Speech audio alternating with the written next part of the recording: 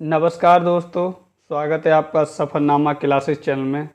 आप सभी का पैट का एग्ज़ाम आने वाला है और आपकी डेट आ चुकी है और एडमिट कार्ड भी आ चुके हैं।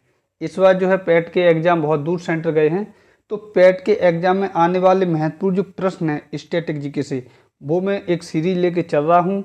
ये आपकी क्लास नंबर 2 है और ये 40 प्रश्नों का निचोड़ रहने वाला है जो आपके लिए इस एग्ज़ाम में आने वाला है। जिसमें हमने करंट अफेयर से लेकर मध्यकालीन भारत हो गया, प्रमुख व्यक्ति हो गए, भारत के राज्य और खेल और बहुत सारा जो स्टैटिक मटेरियल है, सभी से हमने प्रश्न उठाए हैं जो आपके पैट के एग्जाम के लिए बहुत ज़्यादा महत्वपूर्ण हैं। तो चलिए बिना किसी देरी की क्लास शुरू करते हैं। उससे पहले मेरी आपसे एक रिक्वेस्ट है, चैनल पर पहली बार आए हैं तो सफ़रनामा क्लासेस को सब्सक्राइब कर लें, क्योंकि ये चैनल आपके सफ़र का हम सफ़र होने वाला है। और जिस भी किसी दोस्त का आपका पैट का एग्जाम है तो आप जरूर शेयर करें उसके पास।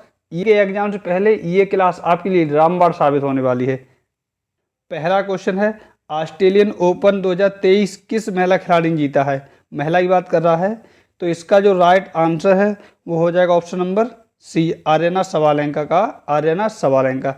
अब मैं आपको यहाँ एक बात बता दूं, जितने मैं प्रश्न कराऊंगा केवल मैं प्रश्न और उत्तर ही कराऊंगा। आपको इससे संबंधित जो फैक्ट हैं वो आप खुद से कवर करें, क्योंकि हमारे पास इतना समय नहीं है कि मैं आपको इतने लंबी वीडियो दे सकूं।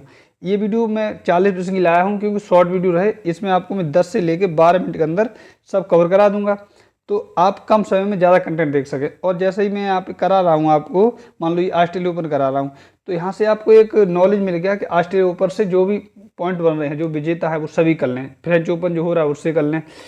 और अब ये है नीचे 19वें एशियाई खेल, तो एशियाई खेल से जो भी पॉइंट बन रहे हैं वो सब याद कर लें। अगला प्रश्न देखते हैं, 19वीं एशियाई खेलों का शुभंकर क्या है? तो इसका जो राइट आंसर है वो हो जाएगा स्मार्ट ट्रिपलेट्स। और 19वीं एशियाई खेलों का हाल ही में समापन हुआ है। भारत ने 107 पदक जीते हैं। मेडाटोली में भारत जो है वो चौथे नंबर पर रहा है। पहले नंबर पर चाइना रहा है जिसने कुल 383 पदक जीते हैं। और उसके बाद में बता दूं, जो एशियाई गेम 2023 में जो हुए हैं ये 22 में होने थे, और इसका जो आयोजन है वो चीन के हांगझोउ में हुआ है। चलिए अगला क्वेश्चन देखते हैं, वंदे मातरम गीत पहली बार कांग्रेस के किस अधिवेशन में गाया गया था? Very very important. तो इसका राइट आंसर हो जाएगा ऑप्शन नंबर डी, कलकत्ता अधिवेशन 1896। और इसके अध्यक्ष कौन थे वो आप खुद से याद कर लें, डिटेल जो है वो आप खुद से याद करें। अगला प्रश्न देखते हैं, भारत में जीएसटी किस संविधान संशोधन द्वारा लागू हुई? तो आप याद रखिए इसका जो राइट आंसर है वो हो जाएगा ऑप्शन नंबर बी, 101वां संविधान संशोधन। आप ऐसे याद रखें, जीएसटी कन्यादान के रूप में किया गया है, तो 101 रुपये कन्यादान करते हैं, तो ऐसे आप याद रख लें। चलिए अगला क्वेश्चन देखते हैं, विक्रम साराभाई अंतरिक्ष केंद्र कहाँ पर स्थित है? तो इसका जो राइट आंसर है वो हो जाएगा ऑप्शन नंबर डी, तिरुवनंतपुरम। कहाँ है? तिरुवनंतपुरम। अगला प्रश्न देखते हैं, इटली की मुद्रा का क्या नाम है? वेरी वेरी इंपॉर्टेंट, इटली की जो मुद्रा है उसका क्या नाम है? तो इसका जो राइट आंसर है वो हो जाएगा यूरो। ऑप्शन नंबर बी इसका सही है, यूरो। चलिए अगला प्रश्न देखते हैं, संविधान के प्रथम अनुच्छेद के अनुसार भारत है, मतलब भारत क्या है, जो पहला अनुच्छेद है? तो इसका जो राइट आंसर है वो हो जाएगा ऑप्शन नंबर डी। कौन सा हो जाएगा? Option number D. भारत क्या है? राज्यों का एक संघ है।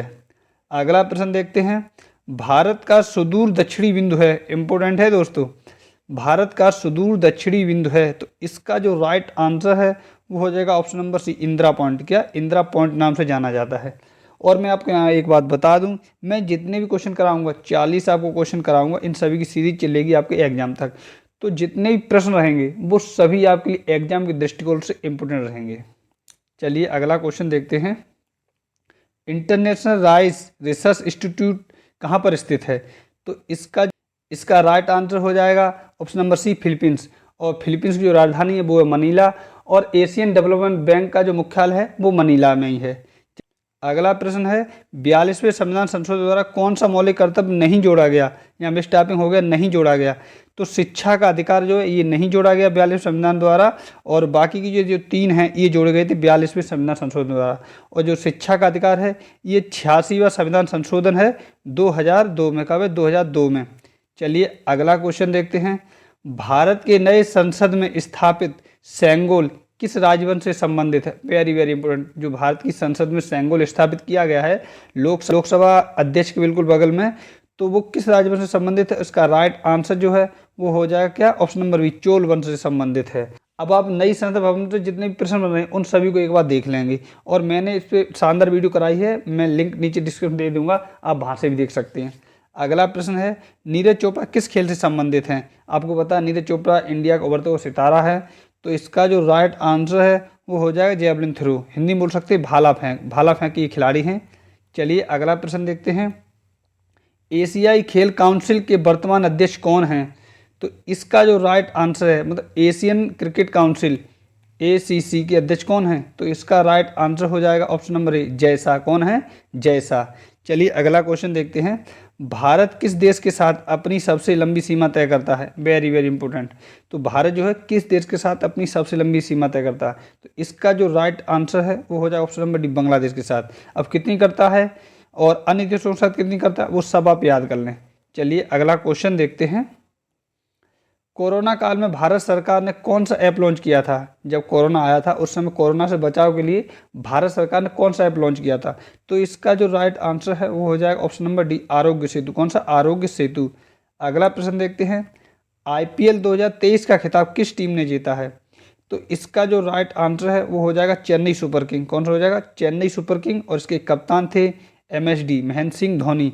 और उपविजेता जो टीम रही वो रही गुजरात टाइटंस, और 2022 में गुजरात टाइटंस ने ये खिताब जीता था। चलिए अगला प्रश्न देखते हैं, शांतनु गुप्ता ने योगी आदित्यनाथ के ऊपर कौन सी एक बायोग्राफिक उपन्यास लिखा है? मतलब शांतनु गुप्ता ने योगी आदित्यनाथ यूपी के मुख्यमंत्री उनके ऊपर एक बायोग्राफिक उपन्यास लिखा है, उसका नाम क्या है? तो इसका जो राइट आंसर है वो हो जाएगा option number C, Ajay to Yogi. चलिए अगला प्रश्न देखते हैं, PM मोदी ने उज्ज्वला योजना की शुरुआत कहाँ से की थी? तो इसका जो राइट आंसर है वो हो जाएगा क्या? ये हो जाएगा ऑप्शन नंबर ए, बलिया से। और ये वेरी वेरी इंपॉर्टेंट क्वेश्चन है दोस्तों। चलिए अगला प्रश्न देखते हैं, विश्व प्रेस सूचकांक 2023 में भारत का कौन सा स्थान है? तो इसका जो राइट आंसर है वो हो जाए ऑप्शन नंबर ए, 161। कौन सा? 161वां स्थान है। चलिए अगला प्रश्न देखते हैं, राष्ट्रपति को अध्यादेश जारी करने की शक्ति किस अधिनियम के द्वारा दी गई है? एक बार फिर से सुन लें, राष्ट्रपति जो अध्यादेश जारी करता है वो जो शक्ति उसे दी गई वो किस अधिनियम के द्वारा दी गई है? इसका राइट आंसर हो जाएगा ऑप्शन नंबर बी, भारत सरकार अधिनियम 1935 के द्वारा दी गई है। अगला प्रश्न है आपका, किसे निर्मल हृदय के नाम से भी जाना जाता है? तो इसका जो राइट आंसर है वो हो जाएगा option number D, mother Teresa. कैसे? Mother Teresa. अगला प्रश्न देखते हैं, हाल ही में विश्व बैंक के नए अध्यक्ष कौन नियुक्त किए गए हैं? Very very important. तो ये जो वर्ल्ड बैंक के जो अध्यक्ष बने हैं वो बने हैं ऑप्शन नंबर सी, अजय बंगा। और ये भारतीय मूल के हैं, और इन्हें रिकमेंड जो किया था वो अमेरिका के जो प्रेसिडेंट हैं जो बाइडेन, उन्होंने किया था। और विश्व बैंक का जो मुख्यालय है वॉशिंगटन DC में है, और विश्व बैंक की जुड़वा बहन IMF को कहते हैं। अगला प्रश्न है, भारत छोड़ो आंदोलन के समय भारत का गवर्नर जनरल कौन था? Very very important. तो इसका जो राइट आंसर है वो हो जाएगा option number B, Victor Hope. कौन थे? Victor hope.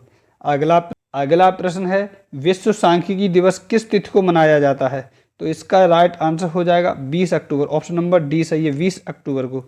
चलिए अगला प्रश्न देखते हैं, चरकुला नृत्य भारत के किस क्षेत्र से संबंधित है? Very very important. तो इसका जो राइट आंसर है वो हो जाएगा ऑप्शन नंबर सी, ब्रज क्षेत्र से। चरकुला जो है वो ब्रज क्षेत्र से संबंधित है। अगला प्रश्न है, हाल ही में दिलीप महालनोबिस का निधन हो गया, उन्होंने किस चीज़ की खोज की थी? तो इसका जो राइट आंसर है वो हो जाएगा ORS। किसकी की थी उन्होंने खोज? ORS की खोज की थी। चलिए अगला प्रश्न देखते हैं, रणजी ट्रॉफी 2023 का खिताब किस टीम ने जीता? तो इसका जो राइट आंसर है वो हो जाएगा ऑप्शन नंबर सी, सौराष्ट्र ने। किसने जीती? सौराष्ट्र ने। और 2022 का जो रणजी ट्रॉफी था वो जीता था MP ने।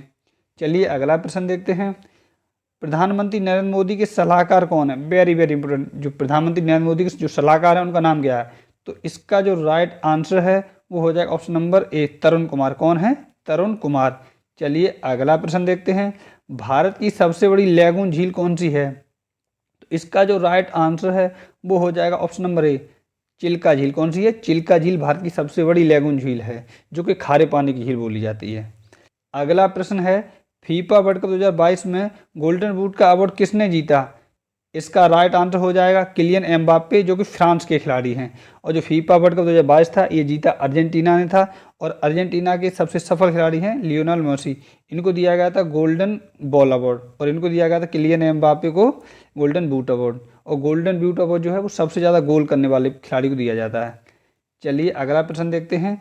हाल ही में आयोजित G20 की बैठक दिल्ली के किस भवन में हुई? जो हाल ही में भारत ने G20 अध्यक्षता की थी तो इसकी दिल्ली में बैठक हुई, तो जहाँ बैठक हुई उस भवन का नाम क्या है? तो इसका जो राइट आंसर है वो हो जाएगा option number B, Bharat Mandapam. Bharat Mandapam में इसका शानदार आयोजन हुआ। अगला प्रश्न है, मानव ने सर्वप्रथम किस धातु का प्रयोग किया? Very very important. तो इसका जो राइट आंसर है वो हो जाएगा ऑप्शन नंबर ए, तांबा। किसका किया? तांबे का। चलिए अगला प्रश्न देखते हैं। मरणोपरांत भारत रत्न पुरस्कार से सर्वप्रथम किसे सम्मानित किया गया? मरने के बाद किसी व्यक्ति को भारत दिया गया तो वो पहले व्यक्ति कौन थे? तो इसका जो राइट आंसर है वो हो जाए ऑप्शन नंबर सी, लाल बहादुर शास्त्री। किसे? लाल बहादुर शास्त्री। अगला प्रश्न है, भारतीय रेलवे ने ऑपरेशन मिशन अमानत शुरू किया, इसका उद्देश्य क्या है?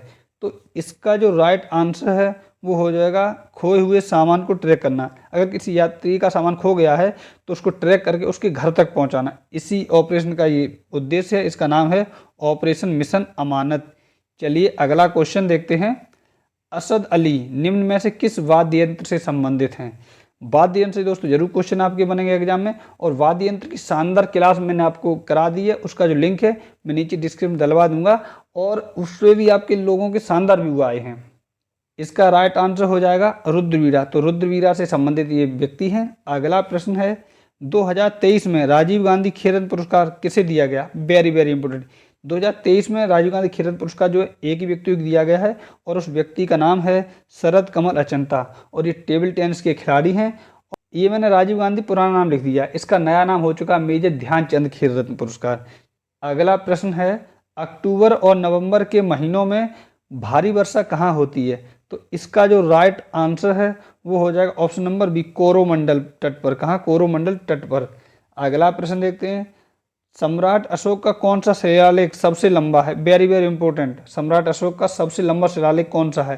तो इसका जो राइट आंसर है वो हो जाएगा ऑप्शन नंबर सी, 13वां। कौन सा? 13वां शिलालेख। चलिए अगला प्रश्न देखते हैं। हरीरी किस राज्य का प्रमुख त्यौहार है? हरीरी नामक जो त्यौहार है वो किस राज्य का प्रमुख त्यौहार है? तो इसका जो राइट आंसर है वो क्या हो जाएगा? वो हो जाएगा आपका ऑप्शन नंबर सी, छत्तीसगढ़ का। मैंने आपको ट्रिक बताई थी, एक बार फिर से बता दूं। अगर हरीरी लिखा है तो छत्तीसगढ़ है, और अगर हरीरा लिखा है तो वो उत्तराखंड का है। तो देखिए हरीरा में रा आ रहा है बाद में, और उत्तराखंड में भी रा आ रहा है, तो आप ऐसे याद रख लेंगे रा आ रहा, ठीक है, मतलब बड़ा डंडा आ रहा है। और हरीरी मतलब बड़ी की मात्रा है, तो 36 में भी बड़ी की मात्रा है, तो आप ऐसे याद कर लें। चलिए अगला क्वेश्चन देखते हैं, और इस क्लास का लास्ट क्वेश्चन है, और वेरी वेरी इंपॉर्टेंट क्वेश्चन है ये। क्वेश्चन है, अंतर्राष्ट्रीय बुकर पुरस्कार 2023 से किसे सम्मानित किया गया? तो इसका जो राइट आंसर है वो हो जाएगा ऑप्शन नंबर गीतांजलि श्री। ये गीतांजलि श्री भारत की महिला हैं, और ये उत्तर प्रदेश के मैनपुरी की रहने वाली, कहाँ की? मैनपुरी की रहने वाली हैं। और मैं आपको बता दूं इनकी जो पुस्तक है उसका नाम है रेत समाधि। क्या? रेत समाधि। और इसका इंग्लिश में ट्रांसलेट किया है वो डेजी रॉकवेल ने किया है, और इंग्लिश में उसका नाम रखा गया है टॉम ऑफ सैंड। उम्मीद करता हूँ ये क्लास आपके लिए बहुत ज़्यादा हेल्पफुल रही होगी, और ये भी उम्मीद करता हूँ कि जो आपका एग्जाम होने वाला उन सभी में आपको सफलता प्राप्त हो। और अगर आपको इस क्लास से संबंधित कोई सजेशन देना है नीचे हमें कमेंट में बता दें, तो मैं ज़रूर सजेशन दूंगा। और एक शिकायत आपको मेरे से रहेगी कि मैं जल्दी क्लास ख़त्म कर देता हूँ, तो इसमें मेरा रीज़न यही है कि आपको मैं ज़्यादा से ज़्यादा कम समय में कंटेंट दे सकूँ, केवल जो क्वेश्चन है वो मैं करा सकूँ, और फैक्ट आप खुद से याद कर लें। जितना मैं हो सकता हूँ उतना फैक्ट मुँह से बोल के करा दूंगा। चलिए मिलते हैं नेक्स्ट क्लास में, तब तक आप अपना और अपनी फैमिली का ख्याल रखें, और अपने पढ़ाई को अच्छे से करते रहें। धन्यवाद दोस्तों।